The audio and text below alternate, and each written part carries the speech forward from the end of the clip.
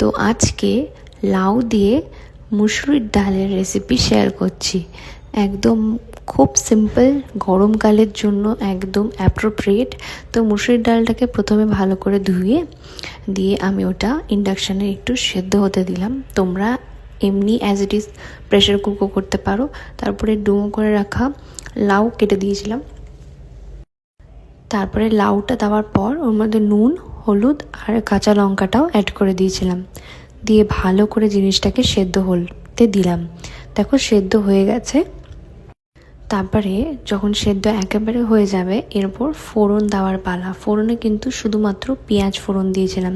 তেলের মধ্যে কুচো করে রাখা পেঁয়াজটা অ্যাড করলাম, দিয়ে সেদ্ধ করে রাখা ডাল আর লাউটা অ্যাড করে দিলাম।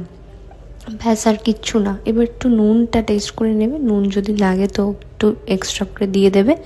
দিয়ে ঢাকা